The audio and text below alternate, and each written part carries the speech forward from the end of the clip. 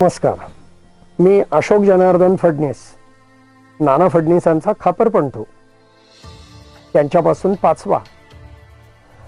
नाना फडणीसांचं आणि त्यांच्या पूर्वजांचं वेळास्वर्ण भटांबरोबर आगमन होऊन एकाला पेशवेपद आणि एकाला फडणवीशी कशी मिळाली, त्यात पुढे नानांचा जन्म नेमका कुठे झाला, नानांना काय पद मिळालं, कितव्या वर्षी मिळालं आणि नानांनी ही जबाबदारी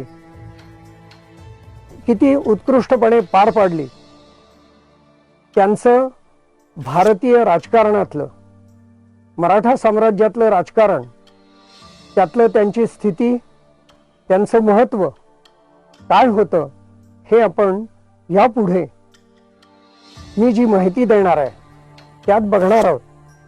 त्यात स्थान निवड करून मेणवलीचा वाडा,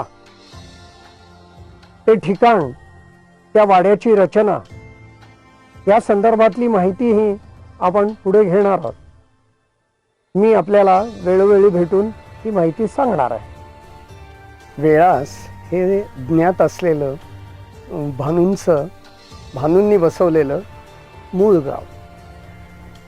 भानूंनी हे जे स्थान निवडलं तेही तसं जमिनीवरनं जाण्यास अतिशय दुष्कर, दुर्गम असं आणि समुद्राला लागून. त्या ठिकाणची वस्ती ही नानांच्या पूर्वजांनी घडवलेली, म्हणजे भानूंनी घडवलेली. आणि अंजर्लं, केळशी इथून लोक बोलवून, आणि मग मी म्हणतो तसं नेहमी की 12 बलुतेदारांनी, 18 गलुतेदारांनी गाव समृद्ध करायचं, त्याप्रमाणे वस्ती घडवलेली. आणि कुलदेवता शाकंभरी दुर्गादेवी, तिची प्रतिष्ठापना केलेली आणि तिची पूजा अर्चा, त्या पूजा अर्चेचे नियम, कोणी काय पाळायचे आहेत आणि त्याकरता कारभारी नेमणं, त्यांना अधिकार देणं आणि त्या अधिकारांमधनं गावाचा कारभार चालवणं, हे भानूंचं मूळ काम.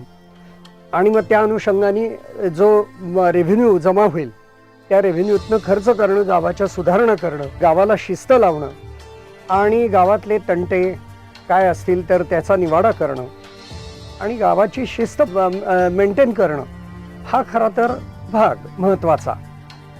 हे दुर्गम अशा ठिकाणी मुद्दाम निवडलेलं की सहजासहजी त्या ठिकाणी येऊन कोणी लोकांनी आक्रमणं करून त्रास देऊ नये, शांत जीवन जगता यावं, सुखसमृद्धीने जगता यावं, याकरता स्थान निवडलेलं. त्याच्याबरोबर समोरच्या बाजूला रायगड जिल्ह्यातलं टोकाचा भाग म्हणजे हरिहरेश्वराचं स्थान, ते बघूनच वेळास हे स्थान निवडलेलं. आणि मग वेळासची सगळी महाजनकी ही भानूंच्याकडे पिढ्यानपिढ्या चालत आलेली, कारण त्यांनीच सगळं निर्माण केलेलं आहे. ज्या काही देवाचे उत्सव असतील त्या संदर्भातली शिस्त आणि त्याचे खर्चही भानूंनीच करायचे असंच ठरलेलं.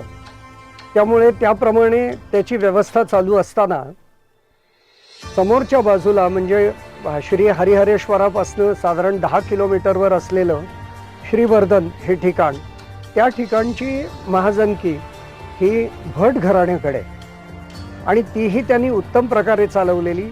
या दोन्ही महाजनांमध्ये अतिशय सलोख्याचे आणि नातेसंबंध असल्यासारखे इतके जवळचे घनिष्ठ संबंध. जंजिराच्या सिद्धीने त्याला काही बघवलं नाही, कारण वारंवार नशीब काढण्याकरता बाळाजी विश्वनाथ देशावर येत असत.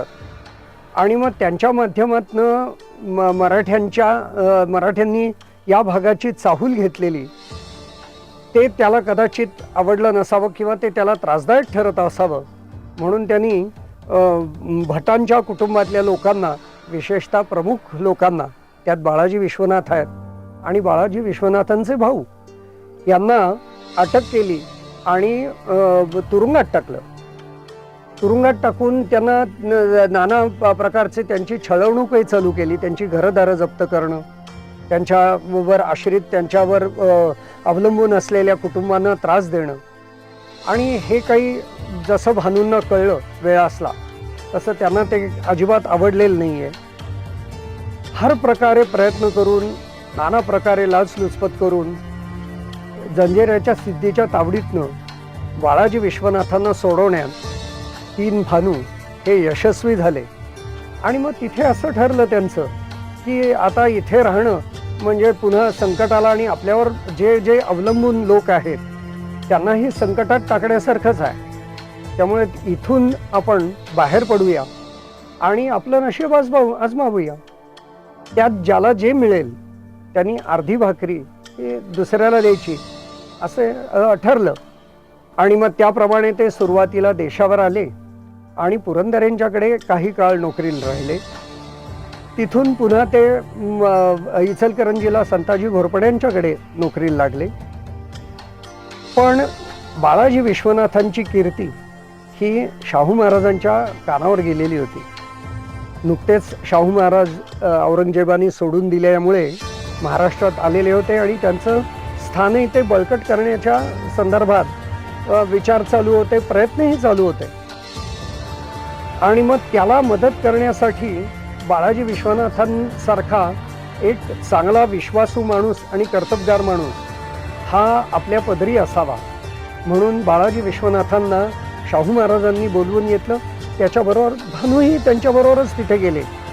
आणि मग असं ठरलं की बाळाजी विश्वनाथांना हे मुख्य प्रधानपद द्यायचं. आपल्या अष्टप्रधान मंडळाची जी रचना आहे त्याच्यात पेशवा हा मुख्य प्रधान आहे.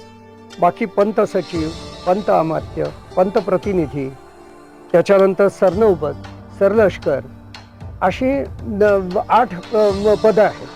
त्यातलं प्रमुख पद या सर्वांना एकत्रित करणं, सामूहिक विचार करून राज्याच्या कल्याणाचे निर्णय घेणं, ते निर्णय अंमलबजावणी करताना त्याप्रमाणे लोकांना पॉवर डेलिगेट करणं आणि त्याच्या साह्याने राज्यकारभार सुरळीत चालवणं, रयतेला सुरक्षित राखणं आणि त्याकरता शस्त्रांची निर्मिती, त्या शस्त्रांमधली आधुनिकता आणि हे सगळं सर्वलष्कर यांना पुरवणं, ह्या संदर्भातले सगळे जे काही हिशेब असतील आणि ज्या ज्या माध्यमांमधनं पैसा गोळा करता येणार आहे त्या सर्वांवर अंकुश ठेवणं, त्याच्यावर नियंत्रण ठेवून योग्य मार्गाने ते पैसे जात आहेत की नाही हे बघणं.